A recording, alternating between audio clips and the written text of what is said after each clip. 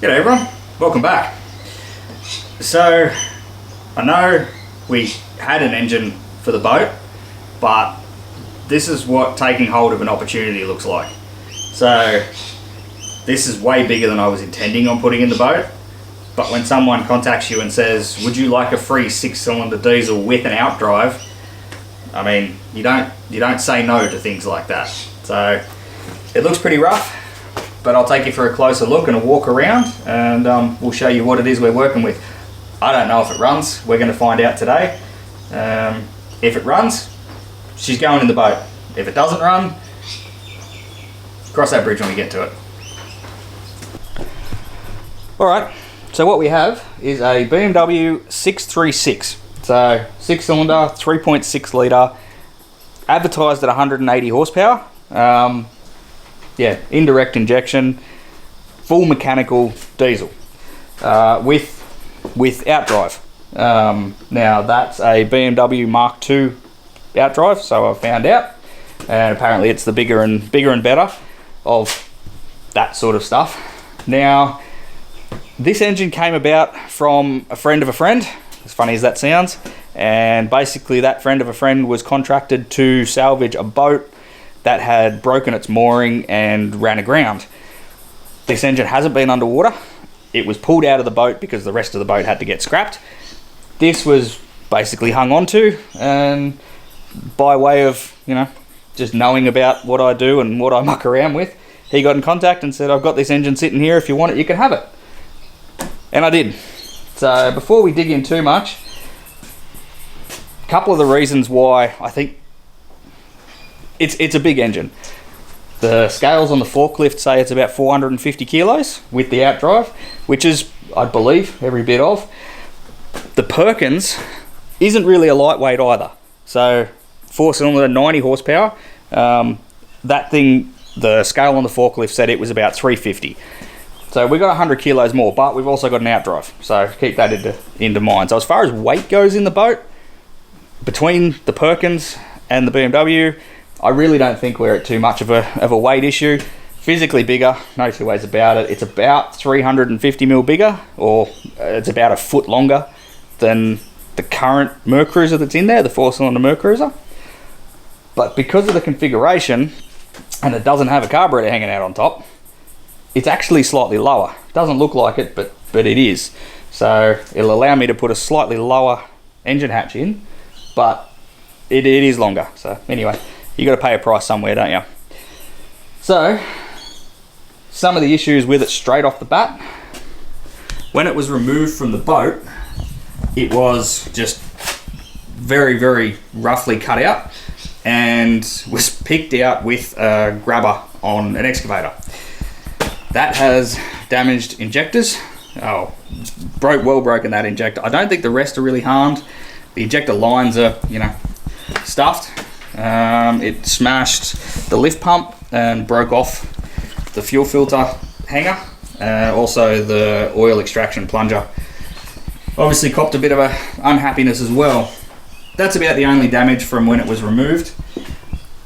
It obviously didn't see a great deal of maintenance because the stern drive's just covered. Now it's turbo diesel, and it's got a rear through the transom exhaust. It doesn't exit exhaust through the leg, which I'm fine with. I don't have an issue with that. It does pick up water out of the leg down there, so it's not a through hole setup. I'm going to keep it like that because these stern drives use the raw water to cool the leg before it goes to the engine. So I like that. Yeah, turbo diesel. The turbo currently, I can't spin, so we're definitely going to have to look into that. The outdrive, I'm not looking at that just yet. We're going to have to unbolt it, so get it out of the way, and I have a stand for this. Where did I get a stand, you might ask? Well, the other massive bonus about this engine is that if you go back a few videos, we launched my uncle's boat. It runs this engine, 2 of these engines actually. It used to run the bigger, or same design, but the Mercruiser variant, which was a little bit more horsepower, slightly different but same basic engine. because of that, and he's got really good ways of finding parts, he has 4 parts engines stripped in his shed. This exact engine, 4 of them. And 3 of those legs sitting there. Now he can't use those legs at all. He runs the Bravo legs, not the BMW legs, because his were originally Mercruiser engines. Just a bit of a different configuration. So I have 3 full legs that I can take advantage of, as well as 3 more props. There'll be another prop video, so keep a look out for that. And like I said, 4 engines worth of parts. So yes, it's got broken injectors and bits and pieces. I've already got them. So that's what we're doing today. We're going to get everything out. We're going to get the legs stripped off. Start getting this thing to attempt to make noise. A good place to start with this, before I try and remove the stern drive and everything, I'm just going to get all the crap off it. Raw water hoses, broken bits, all the wiring will come off because I need to get here to replace the injector lines anyway. So, and I'm going to pull a sump plug. It's been leaking oil. I've made a massive mess in Dad's shed. Sorry, Dad. So we'll pull the sump plug just to get rid of whatever's in there, get everything out. I am also going to pull the glow plugs because I want to give it a compression test when I get the thing to actually spin over. So.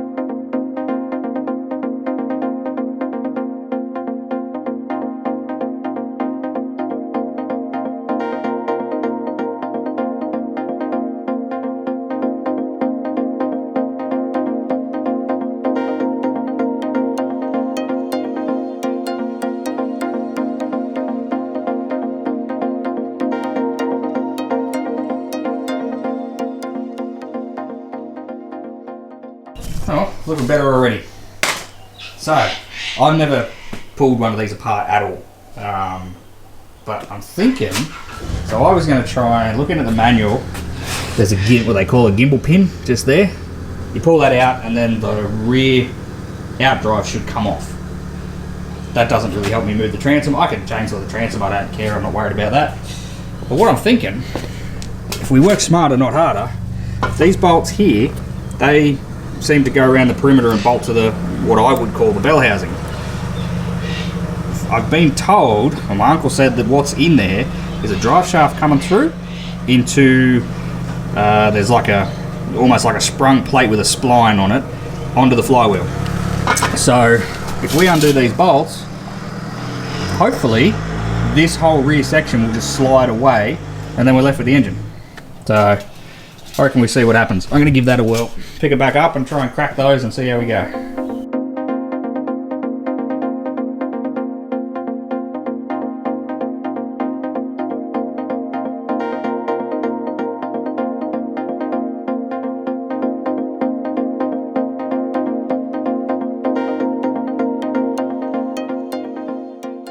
Alright, so I just sort of flicked the camera on. So I rang the Brains Trust, good old Uncle Nev, and he said, no, this is how they come apart.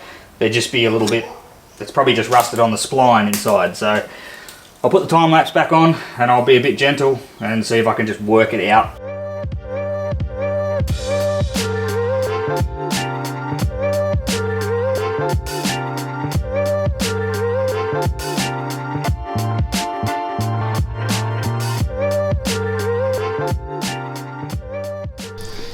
Alright, well, we got it. And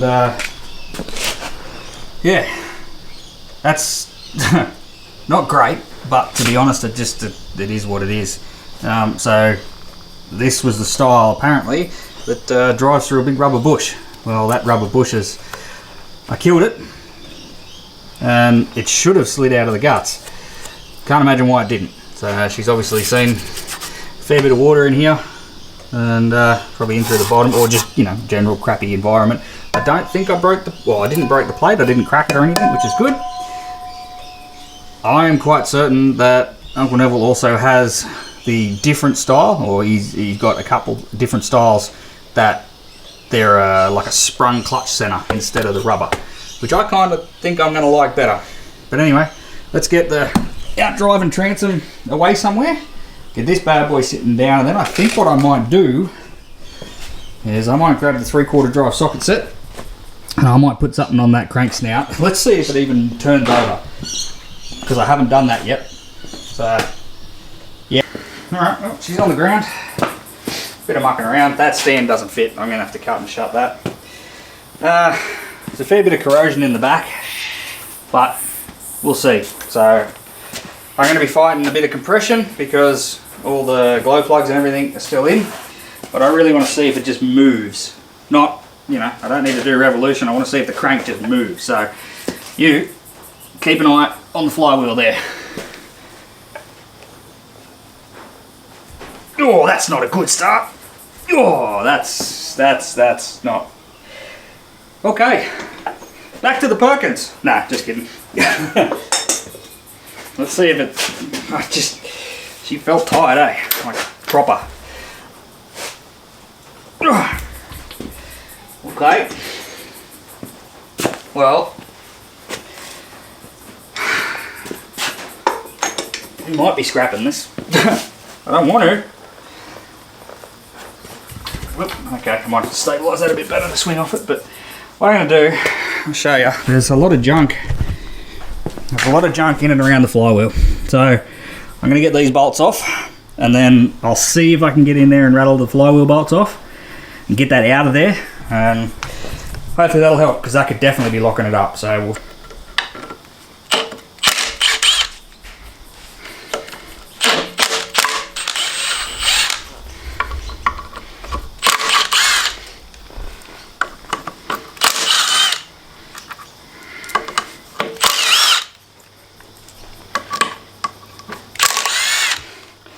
And also, for those of you playing along at home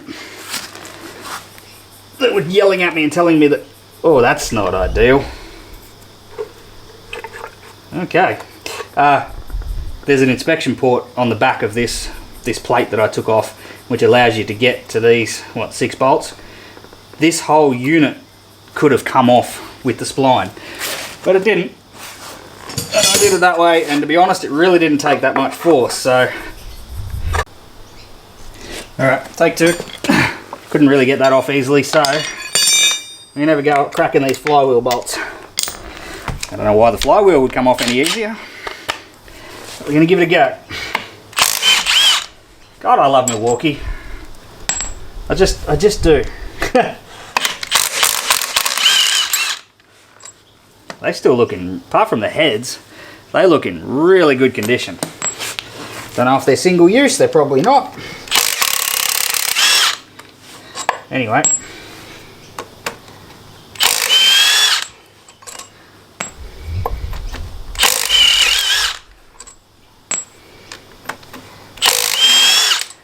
Righto, that's that. Now. Ooh, there we go, I just heard it move. There we go. That's not really a great sign, because if that moves that easy, it means that it probably is locked up internally. We'll see. Come on, girl. Come on. Whew. Yeah. Nice and light. Right. There we go. Okay, so she's had some grit in it. We'll see if it moves now. I am not holding a lot of hope, if I'm being honest. Bring you up here. Over here. Let's see if you can see from there. Oh, okay, do that then. Okay, you're there now. Oh, okay. Nah, I thought it moved, but it didn't. Might have just been the socket. Oh no, there we go. Oh, that's a very hard stop. Huh.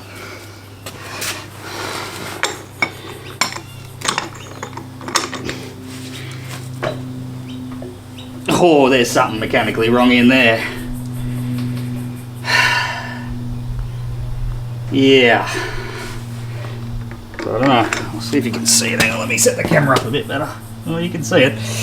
So, I'm against engine rotation as far as I can, and that's a hard stop. You watch it from there. Oh, hang on. Set it up a bit better. There we go. From there, and it goes pretty good, and then that is like rock solid.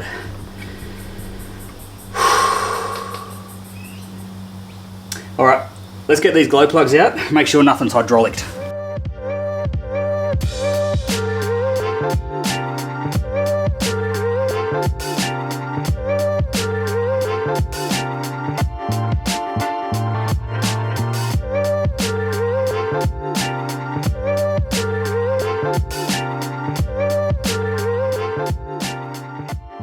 Alright, so what I found, righto, I was going to take the glow plugs out, but it seems that I have to take the ejectors out in order to take the return rail off. Well, more or less, that return rail I just munched and got out of the way because it was already broken. That's a poor design, but it did let me see that this injector, which would be number 5, is also stuffed. So I get another injector, that's fine. Uncle's got heaps of them. I got that injector comes straight out, number 4. It looks really good, actually, surprisingly. So I'm hoping they all look good. Actually, I'm hoping one of them's hydrolock, to be honest. Otherwise, we could be in for some issues. Anyway, these all move a little bit, so I'm just going to give them a bit of a tweak and bits and pieces, not bang on them. And we'll try and get some WD-40 down there and get them out. If I have to, I'll make an adapter that screws onto the top for the slide hammer. I can just slide them out that way, but we'll see. I'll do some playing and I'll bring you back if there's anything interesting. Alright. These first 4 injectors come out beautiful. These 2, which had a hurry up from the excavator claw, did not. So I'm soaking them, heating them, trying to free them up. These all come out really well, so I'm just hoping, fingers crossed, that it's going to work. But all the guts are out of there, so they're not holding compression in the cylinder anymore, but I'm still locked up. I can still only rotate, you know, 1/16 of a turn. So I think I'm going to turn my attention, I'm going to rip the rocker covers off while they're soaking, and we're going to find out what's going on under the rocker covers. May have dropped a valve, you know, something like that. So let's start there.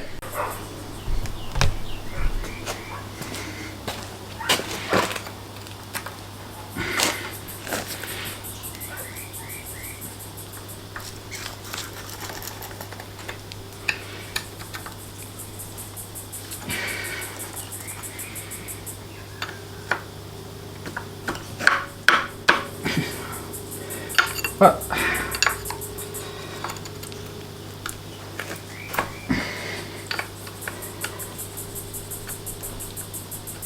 bloody BMW. Let's put something you can't freaking get to it. Anyway. And I don't know if you saw in the time lapse, but I did actually go through and blow all the crap out from in between these, so not that at this point I'm feeling it's going to make much difference. I don't have a real good feeling about this anymore. So let's just, I mean, fingers crossed still, you never know. Stranger things have happened. But it doesn't feel like it's just a little bit tight. It feels like a rock solid lock. They all come off really good. What's really surprising about this engine so far is that it's actually coming apart really well. Minus the injectors, but that's not sort of really something to hold against it.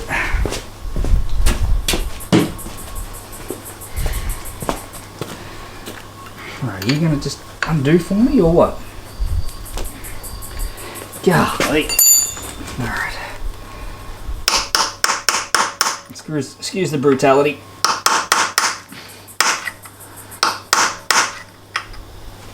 What's wrong with a cap head or a hex head where you can just get a freaking socket on it? No, let's do a 2-sided flat that you can't get to because the hump in the rocker cover's in the way.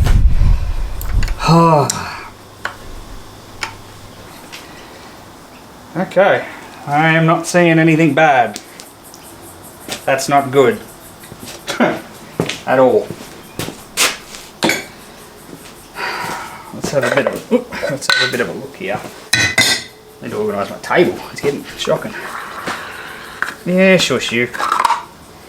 Just whatever.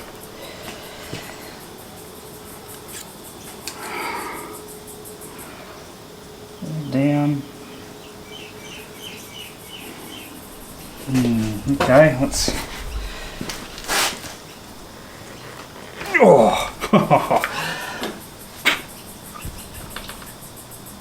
Huh.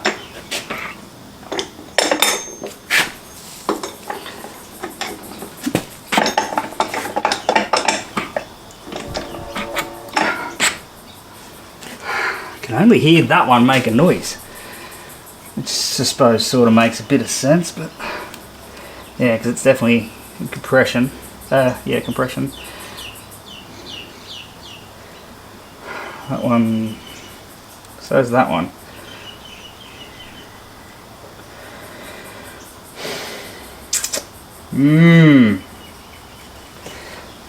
Do we just get a bit monkey, or? Oh, that is tight. I think we might be pulling the sump off, ladies and gentlemen. I think that's where we're at. I might not even have to bother about trying to get those injectors out of there. Thing is, if it was... Alright. Doesn't get any better news. I haven't I haven't figured out why it's not spinning yet. But I dropped that off. And that looks like it should have come off the Titanic. I mean, look, in all honesty, it would actually probably clean up. You know, you'd be surprised. I've sort of worked a bit of magic with turbos like that before. I think, well, yeah, let's see how far the water went up. So all this water on the ground here was from it. Well, I guess that's the tide mark in the middle. That's where the air could get to. So we'll soak this thing down with some WD and just sort of play with it. I mean, we'll see. Get it spinning and see what the bearings feel like. It's not as bad as it looks, trust me. I was expecting that to be worse, but we'll see. I still haven't figured out why it's not spinning over, so this is all could all be a waste of time. Alright, I thought I'd turn the camera on. I got all the glow plugs out. All of them look really normal, except number, what are we, 5.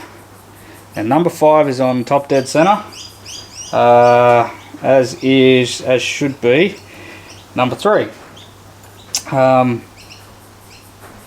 That was covered in liquid. Now I can't quite tell if it's water or diesel, but I thought I'd turn the camera on because what I'm going to do is shoot compressed air into the glow plug hole and see what comes out. Your safety's on too. And see what comes out of the injector hole. That's a shame. Nothing. Bummer.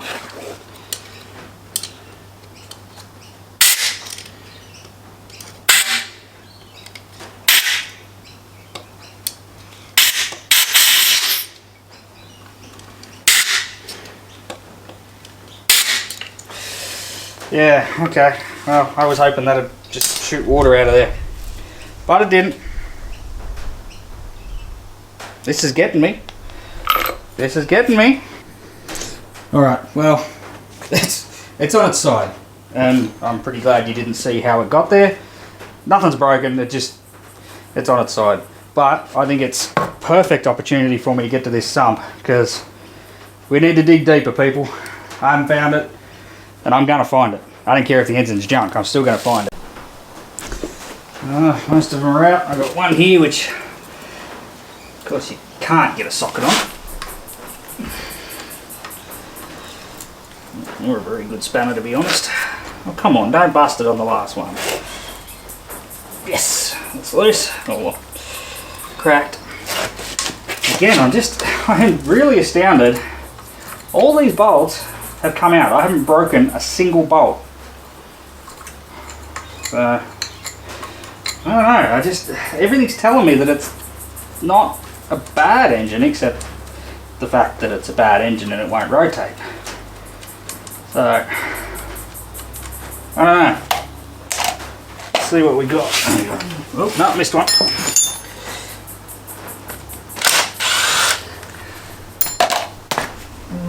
to the bottom and around. Righto, door number, I don't know, 43. Holy dooly. That sucker's on there. Back to the wrong tool.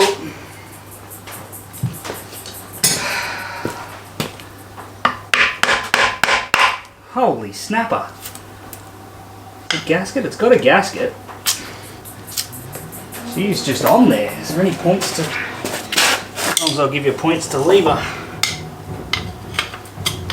Oh, this isn't one of those times, I guess.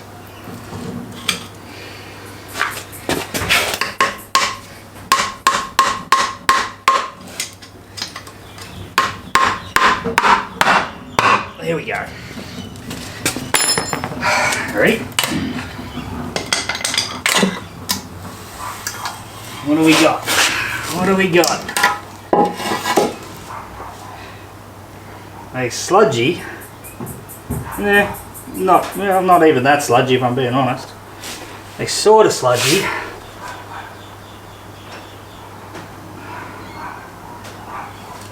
Nothing's really jumping out, is it? No, it's just, it's a bit scudgy. But it's also a boat motor that hasn't done a lot, but there's no... Oh good, they run crack rods. Anyway.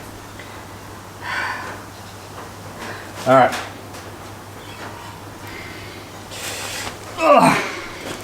It's a bit sludgy, but I'm not, you know, not killing me. The pickup's not completely blocked. Anything like that. Let me get that, I'll put the nut back on. Let me get the breaker bar back on the snout. And we'll see if we can see anything from the underside.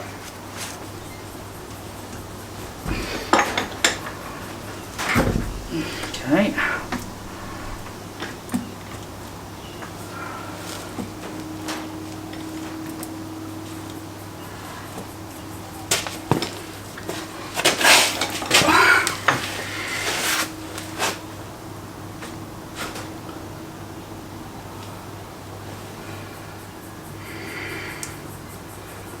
Bits in there. Parts of the liner I can see look really nice. That piston's at bottom dead. That's at bottom dead. Okay, so I was actually wrong. It's one and... Oh, they're bottom dead center. Sorry. Yeah. They're bottom dead center. So nothing's top dead. 2, 3, 4, and 5 are all, you know, mid-stroke. 1 and 6 are at basically bottom, or I'm rocking them on bottom. Okay, well I'm not... I don't know, I still got nothing. Let's keep going. Righto. Timing cover's off. There is nothing untoward in there. At the moment, I'm actually a little bit stumped. The only thing left is that it is hanging up on a bore. There's nothing else. None of the valves have dropped. Nothing like that. So, yeah, heads are coming off. I'm going to start with number 6 because that was the one with the busted injector and it could have possibly let water down in there and we could be talking about corrosion in there, but that's where we are. So manifolds and start with number 6 cylinder and work our way through. Alright, I think we may have found a problem. So every single port is just, yeah, leaky intercooler or leaky intercooler. Inlet. Every single, yeah, that's down the intake. Every single one. So I mean, you can't actually see it because it's not quite bright enough, but that's what I'm pulling out. That's why she won't turn over. Alrighty, everything's off. Yeah, we haven't lifted anything yet. All the heads are loose. but they're all sort of keyed to the manifold. So what we're going to do, the heat exchanger and all the intake manifold is sort of all still bolted together. So we should be able to roll everything. I'm going to take the heads and all. Yeah, just roll the whole lot onto its back down there. That's the plan. So you can't slide them off the heads? I'd rather just roll the whole lot off at once.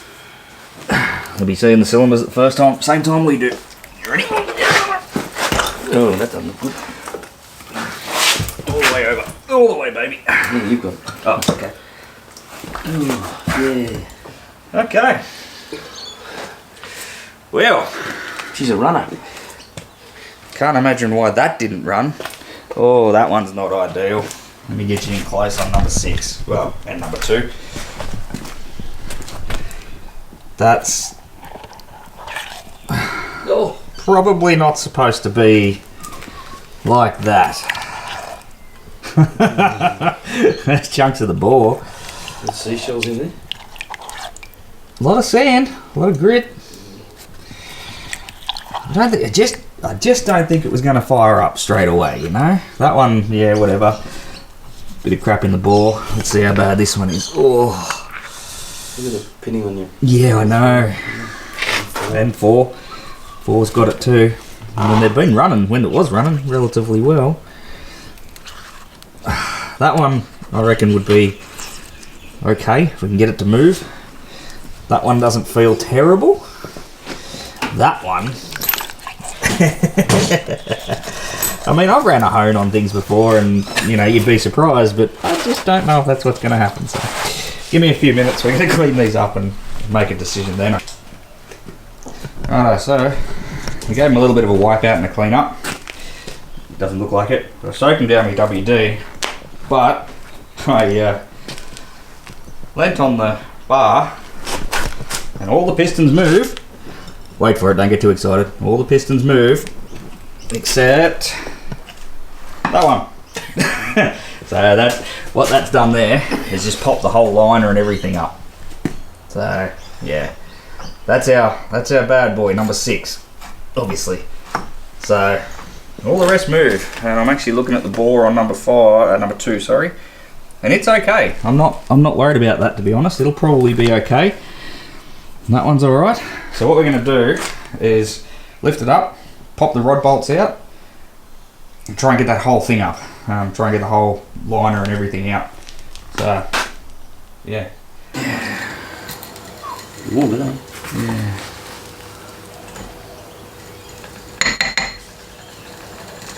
Just grab that ring and see if you can get it to the top.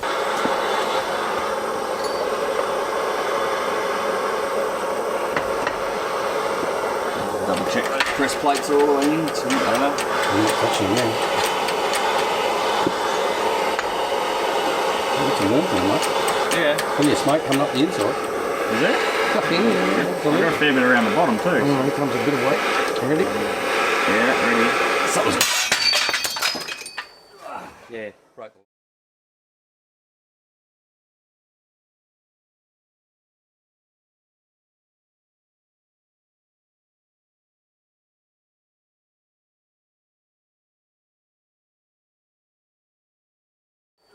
Yeah, broke the liner. Thought it would. Okay. Right, looks like it's another rod as well. We'll never risk it. That should... That was scary. Alright, well, where do we go from here? So I got the rod off. I ended up using the plasma, and I plasma cut up the side of the barrel, and I was able to knock the piston back down far enough to get the rod off. Obviously it's stuffed, so yeah. I'm pretty sure I said at the start of this video that, you know, this is what taking hold of an opportunity looks like. Maybe it wasn't such as good opportunity as what I thought, but where do we go? What do we do?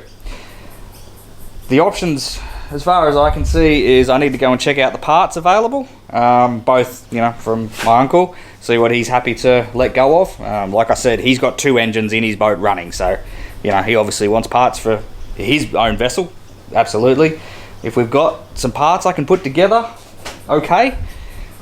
These are no longer produced, and they're really no longer supported as far as, you know, aftermarket parts go, and you certainly can't get new ones. Leaves me in a bit of a pickle. If I'm able to get a barrel and a piston from my uncle, we might be into somewhere.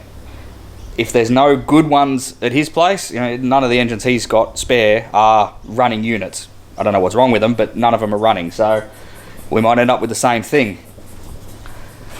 So I suppose it all comes down to availability and money. I still like the engine. You know, like I said, there's spare outdrives, so I'm not worried about the outdrive so much. The turbo's pretty good. I think that turbo's going to be okay. It freed up without any real issue, and I think it'll be okay. I do need to find out why the water got into the intake manifold. Could have been from sitting outside. It was outside for a couple of months before I got my hands on it. I don't think so. It's a possibility, but I don't think so. I think there's a leak in the charge cooler. So these run oh, come on brain, a water to air intercooler that's part of the top air intake. So it comes out of the turbo, over that and down. If there's a leak in there, it actually drops straight seawater, raw water into the intake. I think that's what's happened. So we'll need to pressure test everything, all that. There's a lot of work. It's a pretty in-depth sort of engine for a, you know, old school mechanical injected engine anyway.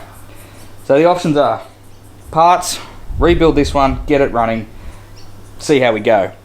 Or I've still got the Perkins, and I also now have a turbo that I could put on the Perkins. Now that turbo, I'm going to say, is probably a fraction too big, but then again, it's coming off a 3.6 litre 6-cylinder, and it's going to go on a 4 litre 4-cylinder.